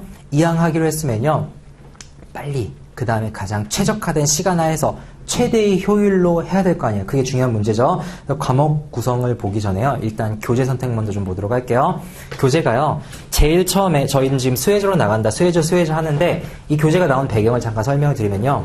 원래 기초적으로 CFA 협회에서 Learning of Statement라는 LOS를 매년 발표를 했었어요. 그래서 LOS 1, 2, 3 쭉쭉쭉 발표를 했는데 예를 들어서 야, 가치 투자를 하려면 주식의 밸류에이션은 어떻게 해야 돼? 야, EPS랑 펀은 어떻게 계산해? 야, 회계에서 이런 개념은 뭐니? 라고 물어놓은 질문지였어요. 그리고 여기에 대한 질문지만 발표하고 원서 리스트를 알려줘요. 여기에 대한 답이 있는 원서 아시죠? 이렇게 두꺼운 거 있잖아요. 그 리스트를 발표를 해줘요. 예전에 공부하셨던 분들은 이 질문 리스트를 갖고 원서를 사요. 그래서 원서에서 답을 일일이 찾아가지고 그 원서를 공부하셨던 분들이에요. 그러니까 예전에 분들은 정말 대단하신 분들이에요. 대단하신 분들이고 지금은 스웨저에서요. 스웨저라는 교재를 만든 카플라에서 스웨저라는 교재는 이 퀘스천이잖아. 따지고 보면 LOS 퀘스천이잖아요. 그러니까 answer를 여기다가 달자.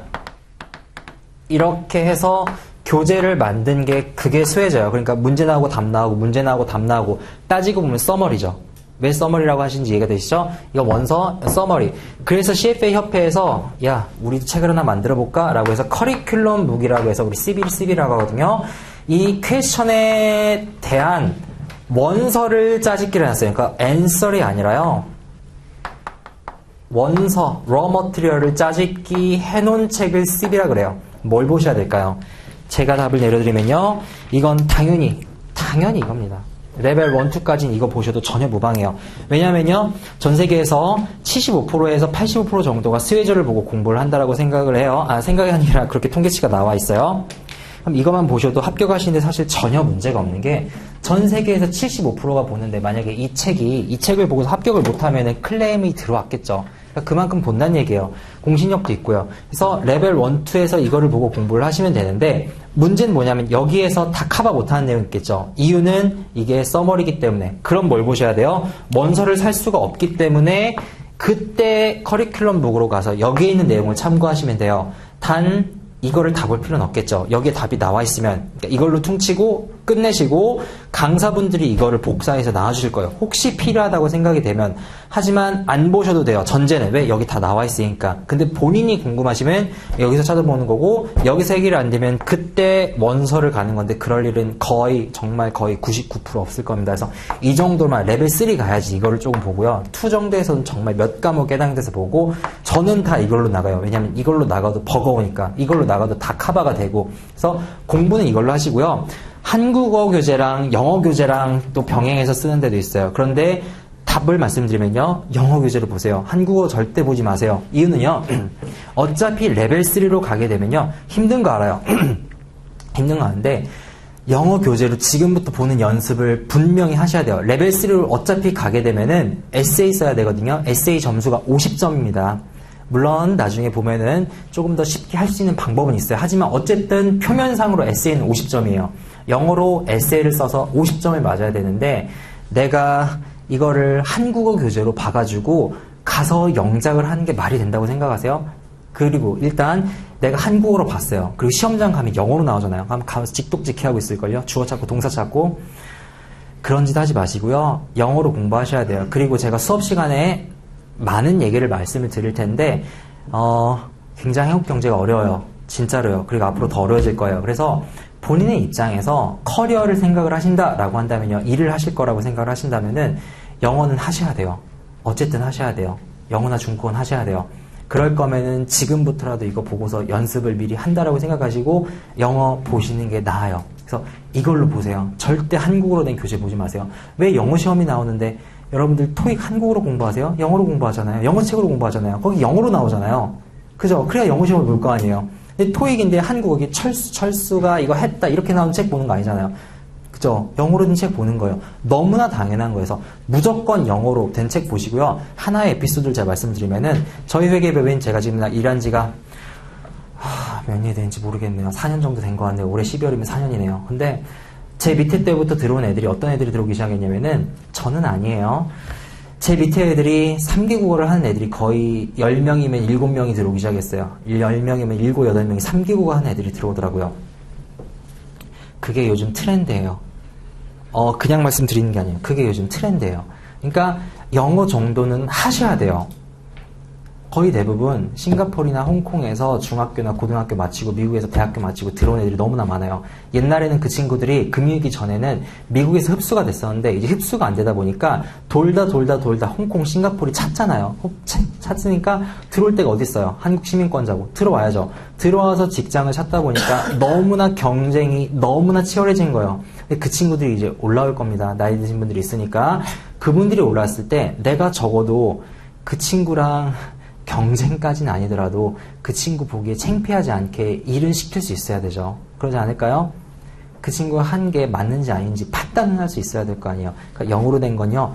적어도 하셔야 돼요. 여러분들이 직장을 뻗어나가기 위해서는. 왜 그런지는 제가 수업 시간에 조금 더 해서 말씀을 드리도록 할게요. 그 다음에 합격정에 대한 거를 그 다음에 영어에 대한 고민을 조금 더 말씀을 조금만 더 드리면요. 제가 아까 말씀드렸잖아요. 저 토익 처음 봤을 때 570점 했다고 말씀드렸나요? 대략 그 언저리였어요. 550 플러스 마이너스.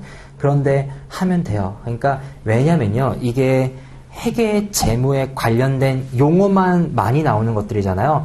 그래서 감사 보면은 저희 감사도 영어로 배우는데 감사를 보면은 감사법이다 보니까 용어들이 굉장히 어려워요. 그런데 그거를 강사분이 한번 이렇게 이건 이 내용이에요 하고서 읽으면은 그때 그 내용은 그 문장은 내가 한번 해석을 했던 거니까 읽혀요. 그럼 되는 거예요. 그럼 그걸 그때부터 영어로 공부하면 되거든요. 영어는 익숙해지는 과정이에요. 제가 대학원 때문에 GRE 공부를 좀 한 적이 있는데 GMAT나 GRE 공부는 뭔지 아시는 분들이 있을 거예요. MBA나 그다음에 대학원 갈 때 영어 공부를 하는 건데 대학교 때 좀 공부를 했었거든요.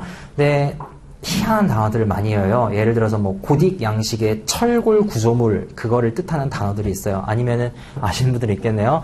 그 다음에 아니면은 뭐 르네상스 미술에 보면은 여자분들이 누드화를 그릴 때 이렇게 취하는 포즈가 있어요. 근데 그걸 취하면은 곡선이 예쁘게 나온대요. 그 포즈에 이름이 있어요. 그런 것들을 하루 종일 외우고 있어요. 아니면 상사, 중사, 그다음 병장 이런 계급에 대한 이제 단어를 외우고 있고 그런 단어를 250개에서 300개씩 하루 종일 외워서 한 달 동안 외워요. 그게 그 시험을 보기 위한 기초 단계거든요. 왜냐하면 단어에 대한 시험을 물어보다 보니까 그거 하신 분들이 여러분들 교수로 와 있는 거예요. 그러니까 아시죠? 특이하신 분들이 많아요. 그걸 잘하신 분들이에요. 근데 어쨌든 간에 그때 선생님이 맨날 해주신 말씀이 뭐냐면요. 네가 지하철을 탄다라고 생각을 해보세요. 지하철 타고 오셨죠, 오늘 다? 한번 지하철은 타보셨죠? 지하철이란 거 아세요? 지하철을 탔을 때요. 오늘 아침에 지하철 타고 왔다라면 오늘 아침에 내 앞에 앉은 사람 생각나세요? 안 나죠? 당연히 내일 또 타요. 근데 내일 내 앞에 똑같은 사람이 앉아있어요. 그리고 밤에 생각을 하면 생각날 수도 있겠죠. 물론 안 날 수도 있어요.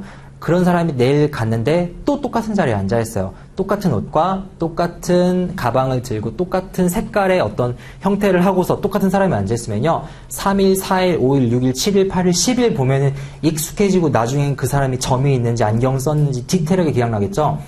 언어는 그렇게 학습을 해야 된다라고요. 한 번 보면 절대 기억 안 나요. 이것도 똑같아요. 한 번 봐가지고 해석 안 된다? 영어 못, 너무나 당연한 거예요. 한 번 봤는데 어떻게 기억나? 한 번 봤는데 기억나면 그 사람은 천재죠. 여기 있을 필요가 없어요. 그러니까 한 번 봤는데 당연히 안 되니까 두세 번 보고 그 과정을 강사들이 연결시켜 주는 거죠. 한 번 해석하고 그 다음에 영어로 보시고 그 다음에 자기가 그거를 계속 영어로 읽으면 그 문장이 익숙해지는 거예요. 그 단어가 익숙해지는 거고 그러면은 그때 시험장에 들어가가지고 그 문장을 봤을 때 이게 내가 봤던 문장이니까 옳은지 그른지 판단할 수가 있겠죠. 근데 한글로 보면 그 과정이 전혀 없이 시험장에 가서 직독직해를 연습하고 있을 텐데 뭐가 되겠어요? 아시겠죠? 영어는 분명히 익숙해지는 과정을 거치셔야 되고요. 그 다음에 또 하나 공부하는 방법을 좀 말씀을 드리면요. 일단 1차 합격점 아세요? 70점 맞아요. 상위 1%의 70점 대 70%죠. 70%를 합격점으로 줘요. 그러니까 상위 1%가 100점을 맞으면은 70점이 합격점이에요. 그 다음에 상위 1%가 90점을 맞으면은 상위 1%가 63점이에요. 그렇죠. 70점이니까 그럼 생각을 한번 해봅시다. 상위 1%가요.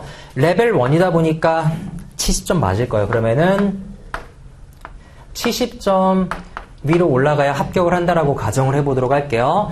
그리고 10과목이 있고요. 그 다음에 각 과목들은요. 레벨 1, 2는 에세이 없이 삼지선다형이에요. 그러면은 세 문제당 하나 꼴로는요. 1번으로 그냥 쫙 찍어도 맞는다는 얘기예요. 그러면은 일단 33점은 먹고 들어가죠. 몇 점만 더 맞으면 돼요? 37점만 더 맞으면 돼요. 37점이라는 숫자는요, 두 문제당 한 문제꼴로 내가 풀기만 하면 맞는 점수예요. 합격이 굉장히 쉬워 보이죠. 아까 제가 말씀드렸던 합격 퍼센트랑 다르게 무슨 얘기냐면 자기 관리가 그만큼 힘들다는 거예요. 그러니까 내용이 어렵진 않거든요. 이건 자기 관리의 싸움이에요. 제가 내용 어렵다는 말씀 하나도 안 드렸잖아요. 내용이 어렵지가 않아요. 자기 관리의 문제고 그만큼 자기가 시간을 타이트하게 써서 이 내용들을 10과목이잖아요. 분량은 많아요. 미국 시험 보시면 아시겠지만요. 네가 이거를 아는지 모르는지 내가 끝까지 판단을 하겠어 라고 하는 한국식의 상대평가가 아니라요. 네가 이 정도 알면은 그냥 그래 너 이거 아는구나 라고 붙여주는 절대평가 시스템이에요. 그죠? 이거 70점만 넣으면 무조건 합격이잖아요. 70점이잖아요. 70점. 수, 미만 맞으면 되는 거잖아요. 그죠? 수, 미만 맞으면 되는 거잖아요. 그런데 이 점수를 못 맞는다는 건 그만큼 자기관리하기가 힘들다는 거예요. 그래서 본인의 초점이 어디로 가셔야 되냐면요. 공부 방법론적으로 갔을 때는 깊게 파는 공부가 아니라요. 10과목이잖아요. 이 10과목을 내가 자본시장에서 다양한 과목들을 단기간에 본다는 생각으로 얇고 그죠? 넓게 다 본다는 생각으로 공부를 하시면 돼요. 한 과목도 포기하지 마시고요. 이유는요.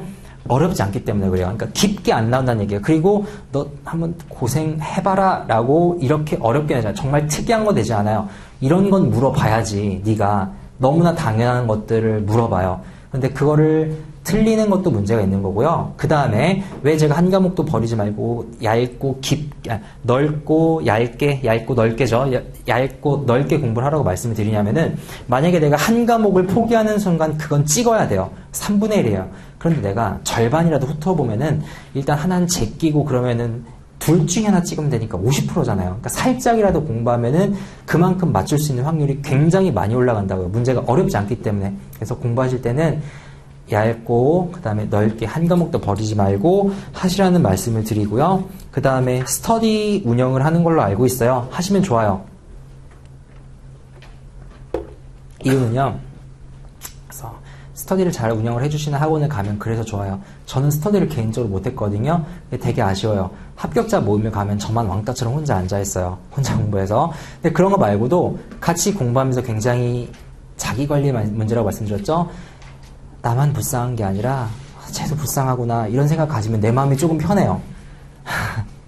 정말이에요. 정말 이거 심각한 거고 그 다음에 어차피 공부는 혼자 하는 거예요. 어차피 공부는 혼자 하는 거 여러분들 다 아실 거예요. 혼자 하는 과정에서 누가 내 옆에서 같이 공부해주는 대상이 있다는 것만으로도 굉장히 큰 위로가 되고 그 사람들이 나중에 내가 커리어를 쌓아 나갈 때 굉장히 큰 힘이 돼줄 거예요. 왜냐하면 적어도 2년에서 3년 같이 공부하시는 분들이잖아요.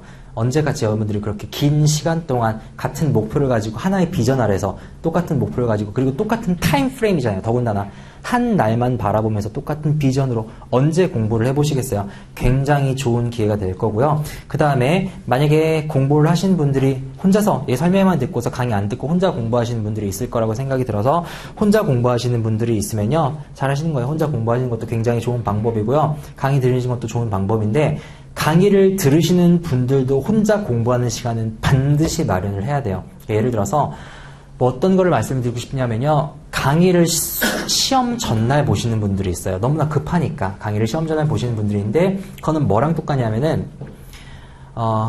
오디션 프로 좋아하세요? 그러면은 머라이어 캐리의 노래를 내가 전날 이렇게 열심히 들어요. 그리고서 아 저렇게 부르면 되는구나 라고 내가 다음날 똑같이 부를 수 있다고 기대하는 거랑 똑같은 거예요. 박지성 축구 경기를 봐요. 그리고 박지성처럼 저렇게 내일 할 수 있겠지라고 해서 내일 공부 차는 거랑 똑같은 거예요. 안 되겠죠? 내가 연습을 하고 내 몸으로 익히고 그 다음에 가서 해야 되는 거예요. 반드시 강사는요 여러분들을 그냥 거기까지 갈 수 있도록 이렇게 하는 거야 라고 알려드리는 역할만 해주는 거지 공부는 전적으로 여러분들한테 달려있어요. 그래서 스터디를 하시면서도 공부는 분명히 혼자 하는 거고 그 혼자의 과정을 겪었기 때문에 2, 3년 후 여러분들이 강해지는 거죠. 그 다음에 나머지 것들은 다 수업 나가면서 말씀을 드릴 거니까요. 그 다음에 나중에 말씀드리기로 하고 마지막으로 학원 고르는 법을 제가 좀 말씀을 드리고 저도 아무래도 학원에 속해 있다 보니까 학원 고르는 법을 말씀을 드리고 그 다음에 마지막 멘트를 하고서 마무리하도록 할게요. 많이 좀 길어진 것 같네요. 학원 고르시는 법을 알려드릴게요. 일단 첫 번째 스웨저로 하시는 대로 물론 이게 다 뭉쳐지면 저희 학원이겠죠. 근데 그래도 뻔한 얘기지만 말씀을 드릴게요. 중요한 얘기니까요. 스웨저를 쓰는 학원을 고르세요. 아니면 적어도 영어 교재를 쓰는 학원을 고르세요. 이유는요, 써머리랑 이건 다른 문제예요. 그러니까 한글 써머리를 해주는 학원이랑 이건 다른 문제예요. 그러니까 한글 써머리 받으면 좋아요. 근데 적어도 문제를 풀거나 아니면 적어도 내용을 공부할 땐 적어도 영어로 하셔야 돼요. 왜? 시험이 영어니까. 그리고 레벨 3 할 거면요. 레벨 3 할 거면 어차피 영어로 시험 보니까 같은 말씀 드리는 거고, 그 다음에 저희 학원은 가장 오래된 기간이래요. 그 정도만 말씀드릴게요. 1999년도부터 강의를 했대요. 그 다음에 또 하나 팁을 드리면요. 학원이 난립하면서 가장 제가 불만인 게 가격 덤핑을 쳐요. 근데 전 이걸 정말 싫어하거든요.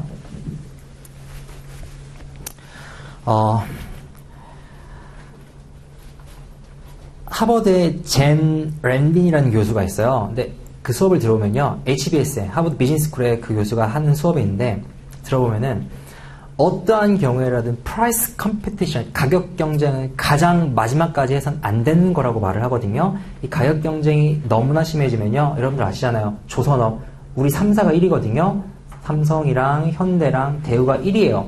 그런데 적자예요. 아시죠? 왜 적자인지? 자기들끼리 가격 경쟁하다가 왜? 내가 못 딸 거면은 너도 못 따게 해야지 라고 해서 저가 수주로 들어간 거예요. 이게 심해지면 어느 정도냐면요. 간단히만 말씀드릴게요. 삼성전자 1년에 감사비 얼마 낼 것 같으세요? 참고로 GE가 KPMG에 내는 1년에 감사비가 1200억이에요. 소니 많이 가잖아요. 소니가 냈던 감사비가 160억입니다. AIG가 내는 감사비가 1300억이에요. 삼성전자잖아요. 200조 원의 매출액을 내는 삼성전자. 한 해 순이익이 23조 원이 나는, 영업이익 25조 원이 나는 삼성전자. 감사비 얼마 될까요? 얼마 될 것 같으세요? 20억. 네? 20억. 정확해요. 37억 내요. GE가 1200억을 냈는데 삼성전자가 감사비로 37억 원을 내고 있어요. 여러분들은 그 감사 재무제표를 보고서 의사결정을 하는 거예요. 가끔 신문에 나죠? 감사인들 막 쓰레기, 일을 어떻게 감사인들 회계보면 감사를 어떻게 하는 거야? 너무나 당연한 거예요. 감사비가 40배가 차이가 나는데 뭘 기대해요? 그러나 가격 경쟁이 그만큼 심각한 거예요. 회계사들 죽는다는 얘기 못 들어보셨어요? 들어보셨죠? 감사 시즌에 너무 힘든 거예요. 너무 저가수 주고 똑같은 퀄리티를 내야 되니까 노동력이 많이 들어가고 따라서 죽어나가는 거죠.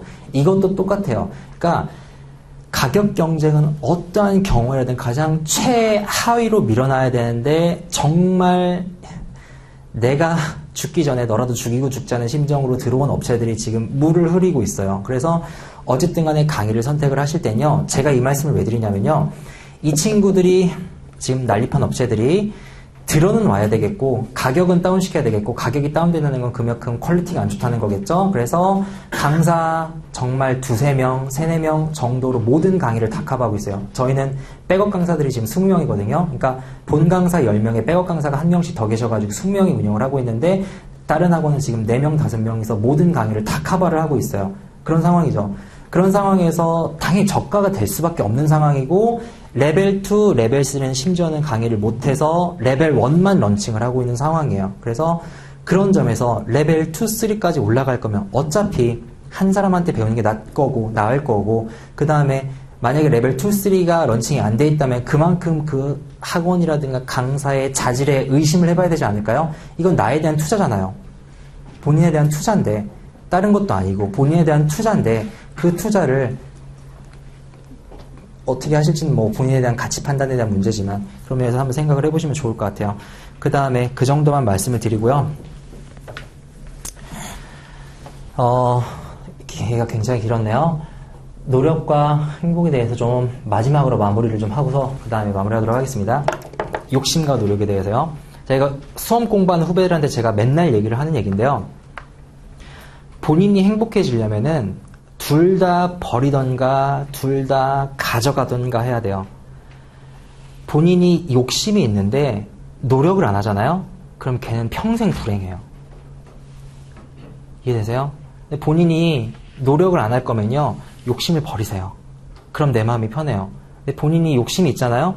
그럼 내가 행복해지려면 차라리 노력하는 편이 좀 더 나아요. 근데 사람이라는 게 욕심 버리기가 굉장히 힘든 존재들이죠. 그래서 본인이 냉정하게 판단을 하세요. 그리고 내가 욕심이 나고 나의 인생에 대해서, 나 자신에 대해서, 내 커리어에 대해서 욕심이 난다라고 하면요. 어느 정도까지 노력을 들여야 되는지를 본인이 판단을 해보시고 충분히 마음의 준비가 됐다 하면 그때 시작하세요. 그때 시작해도 늦지 않아요. 그게 본인한테 행복한 지름길이고요. 아니면은 깨끗이 접는 게 편하세요. 여기까지 하고 마무리하도록 하겠습니다. 그리고 질문 받도록 할게요. 수고하셨습니다.